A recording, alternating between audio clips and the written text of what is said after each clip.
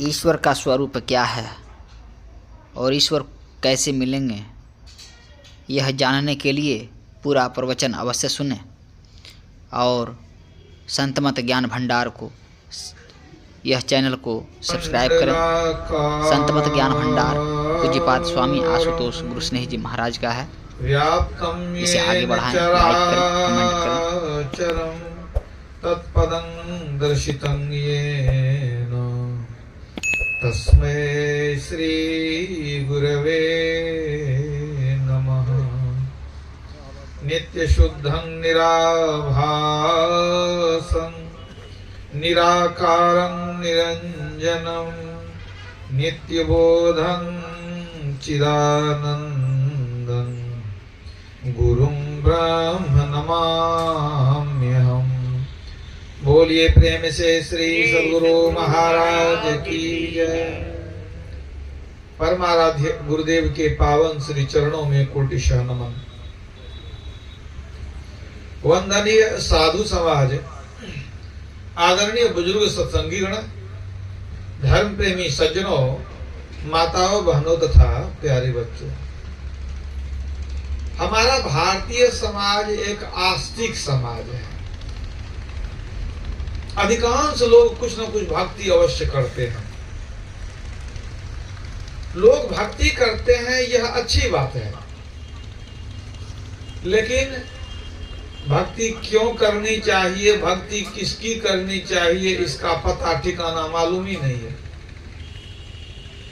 नाम न जाने गांव का, कहो कहां को जाए, कुछ पता नहीं है। भक्ति करते हैं, सब कोई करते हैं, क्यों करते हैं पता नहीं। पूछिएगा तो कुछ से कुछ बता देंगे। धन नहीं है, पुत्र नहीं है, बेटा बेटी नहीं है, या और कुछ है, नौकरी नहीं है, इसीलिए भक्ति करते हैं। भक्ति करने का यही मतलब है, व्यापार। हम 1 किलो मिठाई चढ़ा दिए, आप हमको 1 बेटा दे दीजिए, लेन देन। 10 रुपया चढ़ा दिए, 1 लाख रुपया मांग लिए। कबीर साहब कहते हैं, ऐसी दीवानी दुनिया भक्ति भाव नहीं बूझे जी। कोई आवे तो बेटा मांगे, यही गोसाई दीजय जी। कोई आवे दुख का मारा, हम पर कृपा कीजय जी। कोई आवे तो दौलत मांगे, भेंट रुपया लीजय जी। 1 रुपया ले लीजिए, दौलत दे दीजिए। कोई करावे ब्याह सगाई, सुनत गोसाई रिझय जी। भगवान की शादी भी करा देते हैं शिवरात्रि में, भगवान शिव की शादी करा देते हैं, भगवान शिव प्रसन्न हो जाएंगे। सुनत गोसाई रिझय जी। साचे का कोई गाहक नहीं, झूठे जगत पति जय जी।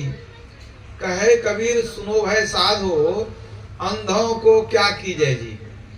देखिए, भक्ति करना बहुत बढ़िया बात है, अच्छी बात है, लेकिन पहले पता तो कर लीजिए कि भक्ति क्यों करनी चाहिए, भक्ति किसकी करनी चाहिए। कुछ मालूम तो होना चाहिए ना, नहीं तो सब मेहनत गया आपका पानी में। भक्ति क्यों करनी चाहिए?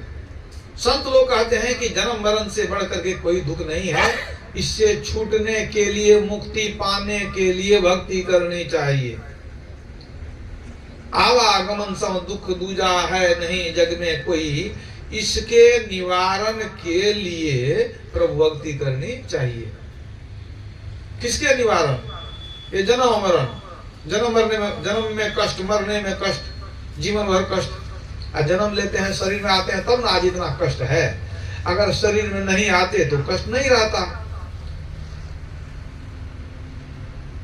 तो इस जन्म मरण के कष्ट से छूटने के लिए, मुक्ति पाने के लिए भक्ति करनी चाहिए। ये तो समझ गए। अब किनकी भक्ति करेंगे जो मुक्ति मिलेगी? तो संतों ने कहा, एक ईश्वर की भक्ति करोगे तभी मुक्ति मिलेगी। चरणदास जी की शिष्या सहजो भाई, उन्होंने कहने की कृपा की, यज्ञ दान तीर्थ करे, पूजा भांति अनेक, मुक्ति न पावे सहजिया, बिन भक्ति हरि एक। एक हरि की भक्ति किए बिना मुक्ति मिलने वाली नहीं है। इस बात को समझिए। यूं ही देखा देखी भक्ति करना मूर्खता के सिवा कुछ नहीं है। आपका जीवन बर्बाद हो जाएगा, मिलेगा कुछ नहीं। जिंदगी भर चले पहुंचे कहीं नहीं, उस चलने से क्या फायदा? इससे बढ़िया घर में बैठे रहते। एक सत्संगी घर की लड़की एक ऐसे परिवार में ब्याही गई जहां सत्संग भजन ध्यान आदि लोग नहीं जानते थे, सिर्फ पूजा पाठ ही जानते थे। मंदिर गहवर यही सब बुझते थे लोग। तो अब तो ये तो कभी घर में पूजा पाठ की नहीं, ये तो जानती थी जब ध्यान क्या होता है। तो ये ईश्वर के स्वरूप को भी सुन चुकी थी, जान चुकी थी। ईश्वर का कोई रूप आकार नहीं होता है, वो जानती थी। तो ससुराल में आई तो सास तो पूजा पाठ करती थी, ये नहीं करती थी। वो कहती भी थी कि सास की भाई पूजा पाठ करो, तो वो कहती थी हमको मन नहीं लगता है, आप ही कर लीजिए। तो वही जो भी गोसाई पितर होता है, पूजा घर में जाकर के क्या क्या करते हैं वो सब वही करती थी सास। लेकिन बहू नहीं करे, बीच में सास समझाते रहती थी कि काहे छोड़ दी, काहे करती है। कालांतर में ऐसा हुआ, एक बार परिवार में कुछ समस्या आने लगी, लोग सब बीमार पड़ने लगा, रोजगार में घाटा होने लग गया। तो कुछ जो परेशानी आई तो सास ने बहू को कहा कि सब तेरे कारण हो रहा। कहा हम क्या करते? कहा देखो नई बहू तो आई, पूजा पाठ जो तू छोड़ दी है तो वही देवता कुपित हो गया है, तब न कुछ से कुछ घर में खड़मंगल हो रहा है? तेरे कारण सब फसाद हो रहा है। सास बहुत बिगड़ गई, तुमको करना पड़ेगा, नहीं तो घर बर्बाद हो जाएगा तेरे चक्कर में।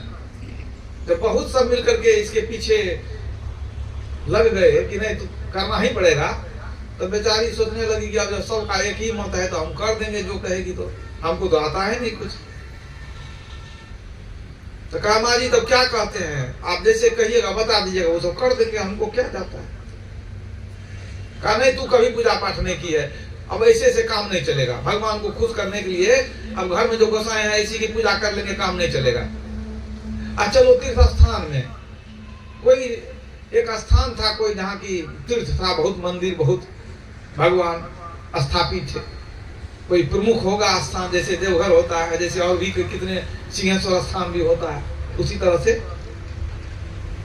तो सास ने कहा कि नहीं कल बढ़िया दिन है, अब चलो भगवान की पूजा वहां तीर्थ में जाके करेंगे, उसके बाद से तुम रोज जो है भगवान की सेवा करेगी घर में। कहा चलिए। दूसरे दिन जो है सुबह उठ करके भूखे प्यासे नहा धो करके अपना जो जो चीज लेना था, फूल मिठाई अक्षत चंदन अगरबत्ती धूप जो जो होता है सब अपना व्यवस्था करके वहां से ले करके सास बहू दोनों चले। जब उस शहर में पहुंच गए वे लोग, जहाँ की मंदिर वगैरह था, जब वहां पहुंच गए तो अब मंदिर कुछ दूरी में था, ये लोग पैदल चल रहे थे। अचानक बहू हड़बड़ा करके सास के पीछे में छिपने लगी कि माँ जी हमको डर लगता है। क्या कौन चीज का डर लगता है बताओ? कहा देते हैं बाघ है वहां पर, मुंह खोले हुए बाघ है, हमको बहुत डर लग रहा। सास बोली कि कहाँ बाघ है, दिखाओ तो हमको। इशारा करके दिखाई, देखिए देखिए वहां बाघ है कि नहीं। सास हंसने लगी, कहते पागल है क्या, वो बाघ है? तो कहा बाघ तो है। अरे मूर्ख, अरे वो बाघ मना सचमुच का बाघ नहीं ना है। तो कहता क्या है, लगता है तुम काट ही लेगा हमको। कहने नहीं, वो तो पत्थर का है बाघ, वो तो नकली है, पत्थर का है। तो बहू कहती है तो माँ जी काहे के लिए बना के खाया, देखने में अच्छा लगता है, देखने की चीज है, मनोरंजन होता है। तो कहा इसका कोई काम नहीं। कहा और क्या काम रहेगा, कोई काम का थोड़े है, ये तो देखने का चीज है, देख लो क्या। कहा अच्छा हम तो सोचे सचमुच का बाघ है, कहीं काट लेगा, मुंह खोल के खड़ा था। उसके बाद कुछ दूर और आगे जब सास बहू जाने लगे दोनों, आगे बहू कहती है सास को, माँ जी आज सुबह दूध वाला दूध तो दिया नहीं, बोल दिया कि दूध जो है सो बच्चा पी गया है, दूध तो देगा नहीं। अब देखिए अपना बच्चा जो है सो घर में छोड़ के आए हैं, फिर उसको दूध चाहिए। तो यहाँ गाय भी है अब बछड़ा भी है, अब बछड़ा दूध पी रहा है, तो हम तो दूधने जानते हैं, तो थोड़ा सा दूध लें, लुटकी है, थोड़ा सा दूध लेंगे तो अपना भगवान को चढ़ा भी लेंगे, कुछ लेके चले जाएंगे। तो सास कहती है कि कहाँ तुमको गाय या बछड़ा मिल गया दूध पीते हुए? कहा देखिए ना, दिखाते हैं, देखिए देखिए गाय है बछड़ा दूध पी रहा है। सास बिगड़ गई, कही तू तो पूरा पागल हो, हमको नहीं मालूम था बहू ऐसी पागल है, तू शादी भी नहीं करते तेरे से बेटे का। तो कहा क्या गाय नहीं है? वो बहू पूछती है, कहती है गाय है, पागल कहीं का। अरे वो गाय है, वो तो पत्थर की गाय है, नकली है, देखो तो। कहने लगता असली है, बछड़ा पी रहा। कहा चल को देखते हैं, नजदीक में जाकर के गाय को छू करके हिला के दिखाती, देखो तो ये पत्थर की है कि गाय है, नकली गाय है। कहा जी तो कहे कि बना दिया है, भरम लोग को पड़ जाता है, लगता है एकदम सचमुच का है। काम का है बनाता है? अरे देखने की चीज है, देखने में अच्छा लगता है, लेकिन कोई तो कहा कोई काम का नहीं, कहने गाय कोई काम का नहीं है, खाली देखने का मनोरंजन होता है, ये तो नकली है, पत्थर का है, कोई काम का नहीं है। कहा देखिए भरम हो गया, हमको क्या मालूम कि सचमुच में नकली है। कहा अच्छा ठीक है, बूझ गए। अब वहां से दोनों आगे बढ़े तो भगवान का मंदिर भी आ गया। कहा चलो पैर हाथ धो करके सब कुछ ले करके, जल फूल वगैरह मिठाई सब ले करके बहू को ले गई सास मंदिर के अंदर में। कहती है भगवान की पूजा करो। बहू पूछती है कहाँ है भगवान? आप देखती नहीं है भगवान देखती नहीं है? तो बहू कहती है यही भगवान है। कहा यही भगवान है। तो बहू गई छूने के लिए भगवान को, छू करके हिला डुला के देख ली। कहा माई तो लगता है कि ये भी नकली है। कहा तो कैसे? कहा इतना हिलता है, न डोलता है, न बोलता है। कहे ऐसा शुभ बोलो, भगवान है, पूजा करने के लिए आए हैं इतना दूर से, तू कहती है नकली है। कहा जी आप ही हमको समझाए थे, जो बाघ जो पत्थर का था तो वो नकली था, कोई काम का नहीं था, वो देखने की चीज है, जी भर के देख लीजिए। फिर आपने बताया कि जो गाय थी तो वो भी पत्थर की गाय, वो भी नकली, वो कोई काम की नहीं, बस देखने की चीज है। माँ जी हमको लगता है कि भगवान भी जो है ना, ये पत्थर का है, ये भी नकली है, ये भी कोई काम का नहीं है, ये देखने की चीज है, देख लीजिए। सास को बड़ा झटका लगा। कहा आप ही ना कहे थे कि पत्थर की मूर्ति है, वो कोई काम का नहीं है, तो ये भी तो पत्थर का ही है, तो इसमें क्या काम आएगा? सास को तो करंट लग गया। अब बोले तो क्या बोले? अब बहू समझाने लगी कि माँ जी भी देखने के लिए संकेत है, वो गाय है लेकिन गाय नहीं है, ये भी भगवान है लेकिन भगवान नहीं है। बहुत समझा बुझा दी। तो सास कहती अब तू जो कहो, हम क्या कहें, अब तो हमको कहने के लिए कुछ शब्द ही नहीं बचा। कहा ले आई है तो अब चढ़ा दो, है कि नहीं? अब तू ही बताओ कि कौन भगवान होता है। कहा कैसे हम बता देंगे, चलिएगा सत्संग में तब ना। कितना दिन से कहते हैं जाते हैं, कहते नहीं हमको घर में भगवान है, हम नहीं जाएंगे सत्संग में। समझा बुझा के जब लाए थे फूल पान तो लोग चढ़ा दिए वहां। अब वहां से बहू भी सास को के साथ जो आई, तब सास को बताई कि देखिए कहीं सत्संग होता है तो वहाँ वेद पुराण उपनिषद गीता रामायण भागवत की बात सुनाई जाती है, भगवान कौन है कैसा है नहीं है सब बताया जाता है। तो सुनिएगा जानिएगा तब न कुछ कीजिएगा, न जाने न बुझे आओ कहते हैं कि यही भगवान है। भगवान क्या देने वाला है? ये तो कुछ देने वाला नहीं है। पाथर पूजे हरि मिले तो मैं पूजू पहाड़, उससे तो चक्की भली जो पीस खाए संसार। कबीर साहब ने कहा। नानक साहब कहते हैं माला लक्कड़ मूरत पत्थर सगरे तीरथ पानी, जाके हृदय ज्ञान न उपजे चारों वेद कहानी। सब बेकार हो गया, नहीं जाने तो सब बेकार। ईश्वर को जानिए बुझिए समझिए, ईश्वर है क्या।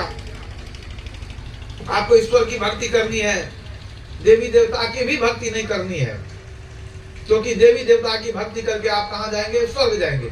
भगवान कृष्ण ने कहा देवताओं को पूजने वाले स्वर्ग जाते हैं, तो देवताओं को पूजने वाले खुद देवता बन जाते हैं, स्वर्ग जाते हैं।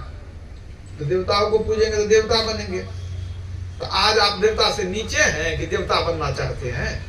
आप तो देवता से श्रेष्ठ हैं। भगवान राम ने कहा सुर दुर्लभ शब्द ग्रंथ ही गावा, मनुष्य शरीर देवता से ऊंचा शरीर है। तब कष्ट उठा करके आप देवता बन गए तो कौन बड़ा काम कर लिया? बताइए। घोड़ा और गधा बन जाए, गधा सुअर बन जाए तो उससे कौन लाभ हो गया, कौन उन्नति हो गई? तो आप विचार कीजिए।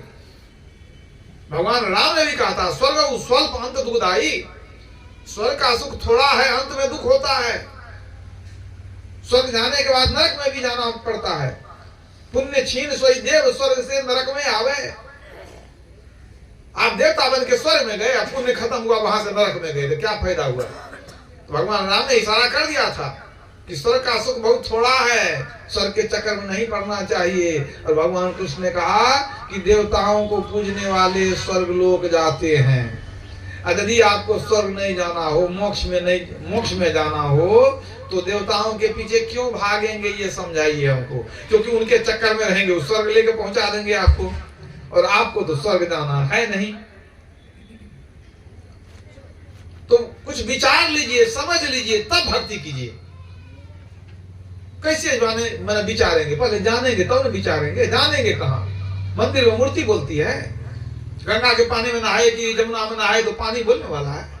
तब जल पाषाण बोले नहीं, ना कछु पीवे खाए, पलटू से वे संत को सब तीर्थ तरी जाए। एक संत की सेवा से सब तीर्थ का फल घर बैठे मिल जाता है। तो आपको सत्संग में आना पड़ेगा, सुनेंगे, जानेंगे, विचारेंगे, तब ईश्वर को खोजने चलेंगे। ये नहीं कि पहले खोजने चल दिए, अभी कुछ पता ही नहीं है कि क्या खोज रहे हैं, कहाँ जाना है, क्या करना है, कुछ पता नहीं है। तो कबीर साहब कहते हैं, कबीरा ज्ञान विचार बिना हरि ढूढ़न को जाए, तन में त्रिलोकी बसे अब तक परखा नाय, बना है तीर्थ वासी कबहू मथुरा जाए, कबहू भटकत है काशी, तीनों पन गए बीत नाही दर्शन पाया, अज्ञानी बिन ज्ञान बहुत मन में पछताया। मरते समय बहुत पछताएंगे कि कहां नहीं भटके भक्ति करने के चक्कर में, लेकिन मिला कुछ नहीं। मथुरा भावे द्वारिका भावे जा जगन्नाथ, साध संग हरि भजन बिना कछु न आवे हाथ। तीर्थ व्रत में फिरे बहुत चितलाए के, जल पाषाण को पूजी अब मुए पछताए के। वस्तु न बूझी जाए अपने हाथ में, अरे हाँ रे पलटू, जो कुछ मिले तो संत के साथ में। भगवान भी कह दिए कि प्रथम भगति संतन कर संगा, संत के पास जाओ और जो बताएंगे समझाएंगे उनके अनुकूल भक्ति करोगे तब कल्याण होगा। तो गुरु महाराज एक ईश्वर की भक्ति का प्रचार करते थे, तो कुछ ब्राह्मण पंडित लोग उनसे चिढ़ने लगे थे।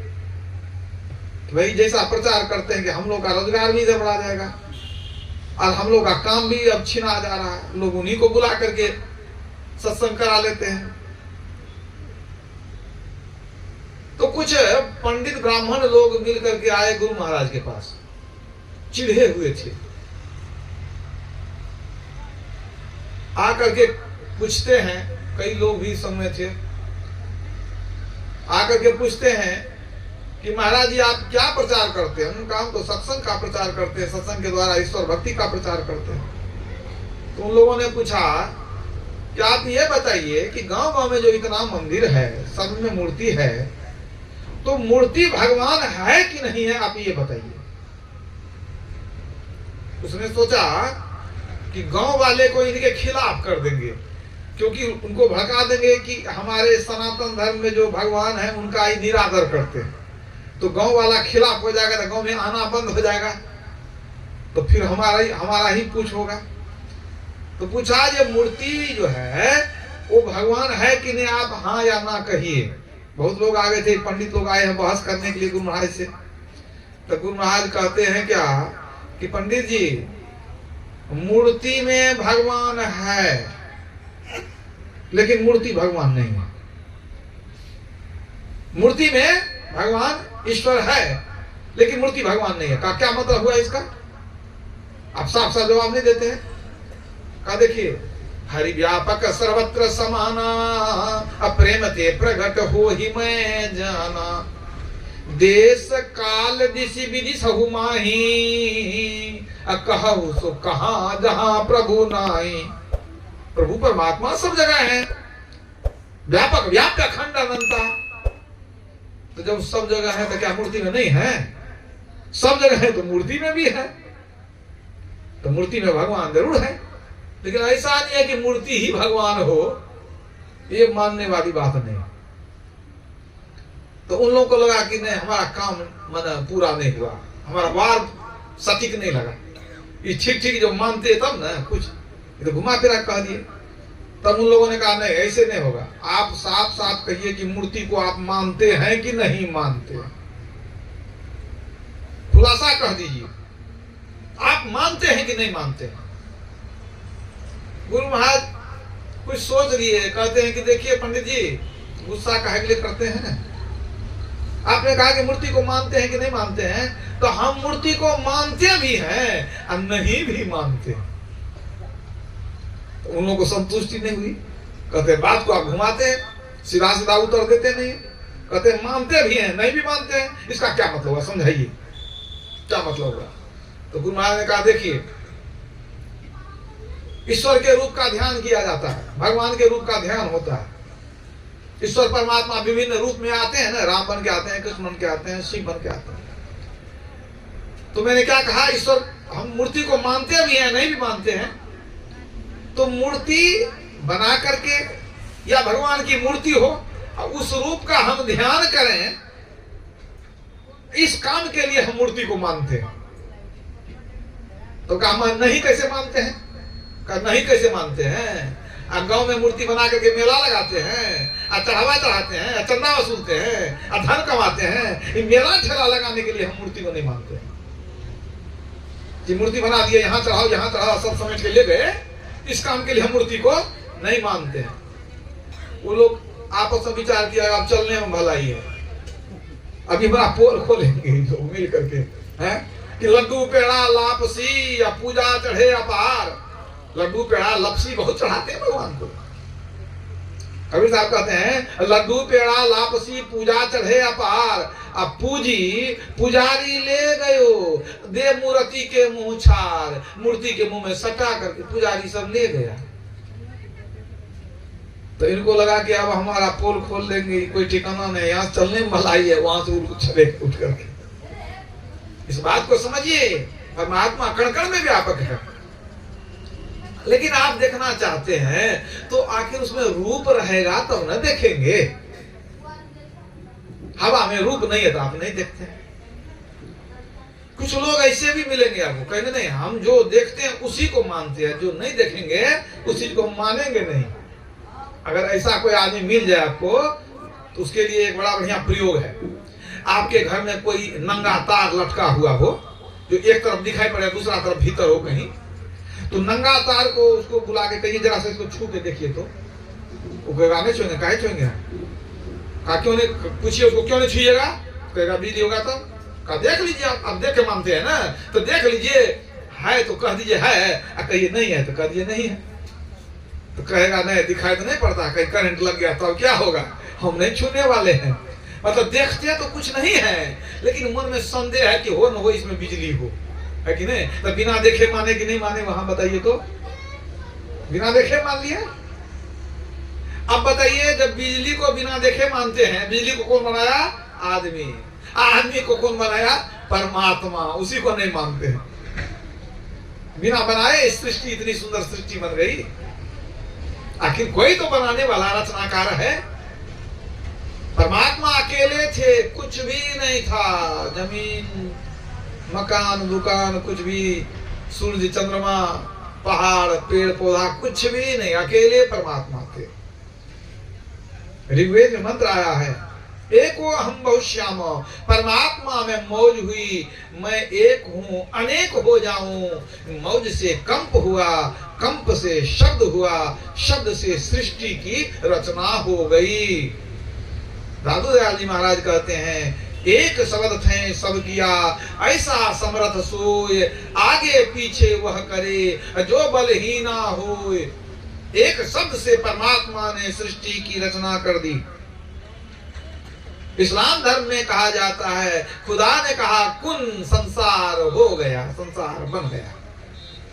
तो संसार को परमात्मा ने बनाया, उनमें कोई रूप नहीं है कि आंख से देख लेंगे। मूल बात यही है। इंद्रियों के द्वारा उसको जाना नहीं जा सकता। आपकी इंद्रियों में क्षमता नहीं है कि उनको जान सकें। वो कोई शब्द नहीं है कि कान से सुन लेंगे, उसमें कोई स्वाद नहीं है कि जीवा से पता चल जाए, उसमें स्पर्श का ज्ञान नहीं है कि छू के देख लें, उसमें गंध नहीं है कि नाक से पता चले। 5 विषय रहता है तब आपको पता चलता है। कुछ भी इंद्रियों के द्वारा ग्रहण करते हैं, लेकिन वो परमात्मा विलक्षण है। बिल्कुल परमात्मा को इंद्रियों के ज्ञान से जाना नहीं जा सकता। यही तो अभी आप वेद मंत्र में सुन चुके। ओम सयोजत उरुगायस्य ज्योतिं वृथा कृणन्तं मिमिते न गावः परिणसं कृणुते तीग्म शृंगो दिवा हरिर्ददृशे नक्तमृजः। वे भगवान उपदेश करते हैं, हे मनुष्यों, हाथ पैर गुदा लिंग रसना त्वचा आंखें आदि इंद्रियों के द्वारा ईश्वर को ग्रहण करने की चेष्टा करनी, प्रत्यक्ष करने की चेष्टा करनी, झूठी एक खेल करना है। इंद्रियों के द्वारा वह जाना नहीं जा सकता। तो परमात्मा की क्या परिभाषा हुई? जिसने सृष्टि को बनाया वह परमात्मा। दूसरी परिभाषा, जो आत्मा के द्वारा जाना जाता है उसको परमात्मा कहते हैं। आंख के द्वारा जो जाना जाए उसको रूप कहते हैं। कान के द्वारा जो पता चले उसको शब्द कहते हैं। उसी तरह जो आत्मा के द्वारा जाना जाता है उसको परमात्मा कहते हैं। इसलिए आत्मज्ञान बिना सब सुना, क्या मथुरा क्या काशी, घर में वस्तु धरी नहीं सूझे, बाहर ढूंढन जासी। कबीर साहब कहते हैं आत्मज्ञान के बिना सब बेकार है। मथुरा क्या, काशी क्या, वृंदावन क्या, सब बेकार है। तो उस परमात्मा ने सबको पैदा किया, मतलब सृष्टि को पैदा किया। सारे देवी देवता को उन्होंने ही पैदा किया। उसी परमात्मा को अनेक नामों से बुलाते हैं। उस परमात्मा को भी राम कहते हैं, कृष्ण कहते हैं, शिव कहते हैं। जितने गुण उतने नाम। किसी व्यक्ति में बहुत गुण हो तो बहुत नाम हो जाता है। एक ही व्यक्ति है, अगर वो बच्चों को ट्यूशन पढ़ाने लगा, शिक्षा दान करने का ज्ञान है, तो उसको मास्टर साहब सब कहने लगते हैं। अगर वो भजन भी बढ़िया गावे तो उनको गवैया जी भी कहने लगते हैं। है तो एक ही आदमी, नाम देखिए बदलते जा रहा है। कितना नाम हो गया। परमात्मा में अनगिनत गुण है, अनगिनत उनके नाम भी हो गए। अब उनमें आकर्षण करने की शक्ति है, इसलिए कृष्ण कहते हैं। कृष्ण बना है कृष्ण धातु से, जिसका अर्थ होता है आकर्षित करने वाला। परमात्मा आकर्षित करते हैं, कृष्ण कहते हैं। वो कण कण में रमन करते हैं, इसलिए राम कहते हैं। वो कल्याणकारी है, इसलिए शिव कहते हैं। वो दुख का हरण करते हैं, इसलिए हरि कहते हैं। अनगिनत नाम है।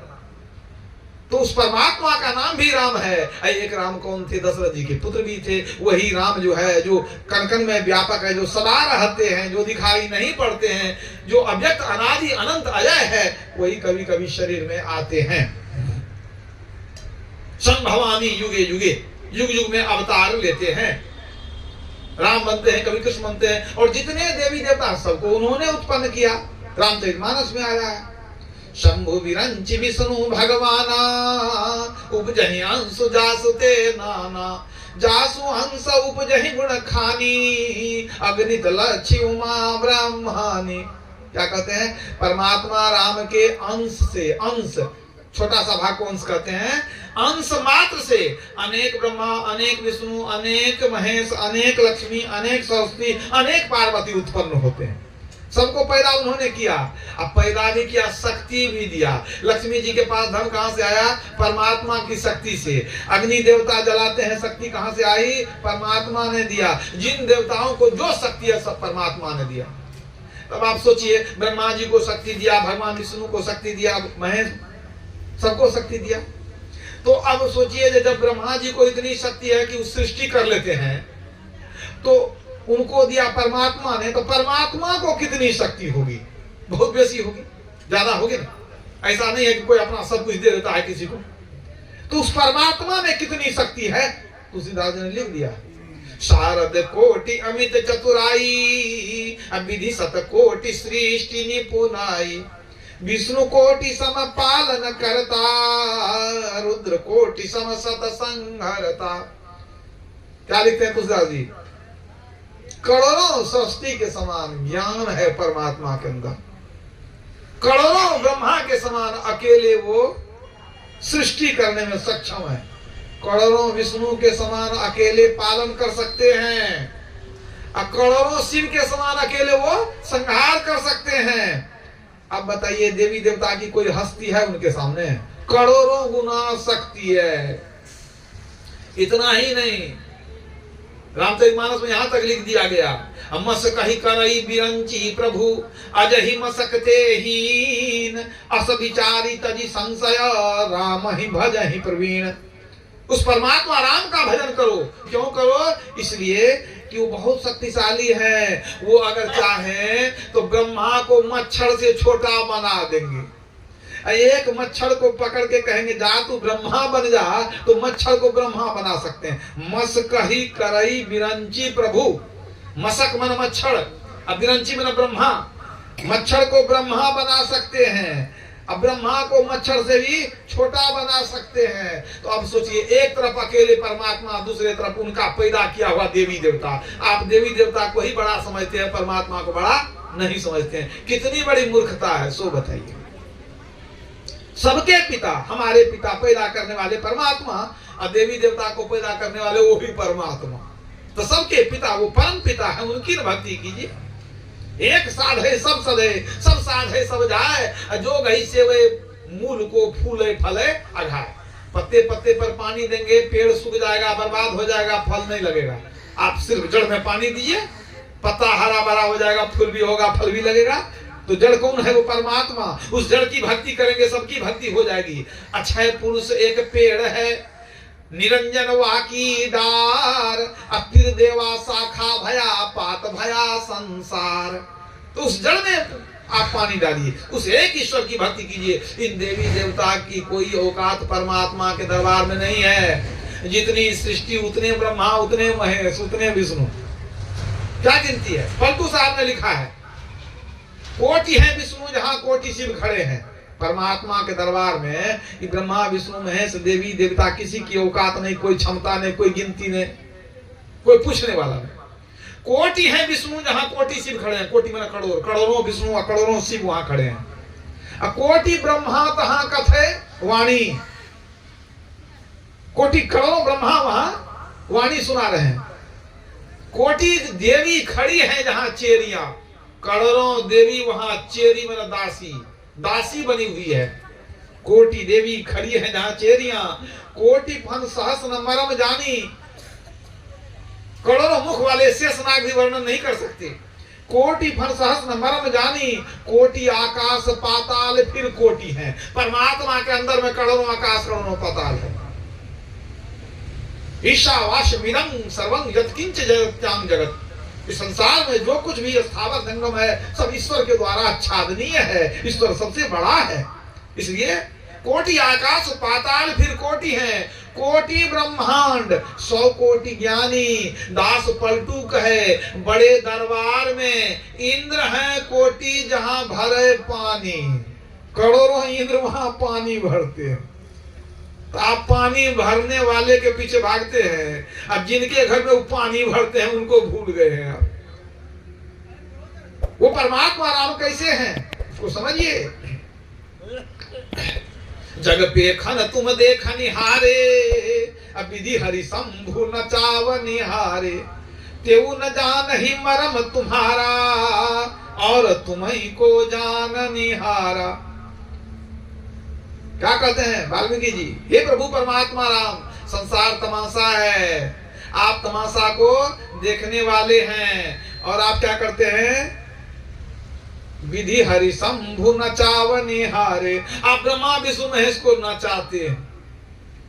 अब आप जरा मन में विचार कीजिए, आप जिनकी भक्ति करते हैं वो नाचते हैं, और नचाने वाला कोई और है।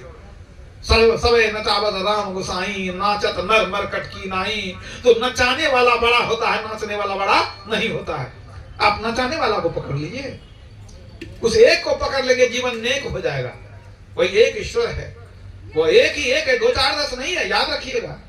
एको देवः सर्वभूतेषु गूढ़ः सर्वव्यापी सर्वभूतांतरात्मा। श्वेताश्वतर उपनिषद में आया है, वह एक ही परमात्मा सबके हृदय में बसने वाले हैं। कण में विराजते हैं, वो गुप्त हैं, छिपे हुए हैं। वो कैसे हैं? एक अनीह अरूप अनामा अज सच्चिदानंद परधामा। वो एक है, अनीह इच्छा रहित हैं, और रूप उनका अपना रूप नहीं है। विभिन्न रूप में वो आते हैं, लेकिन अपना रूप उनका नहीं होता।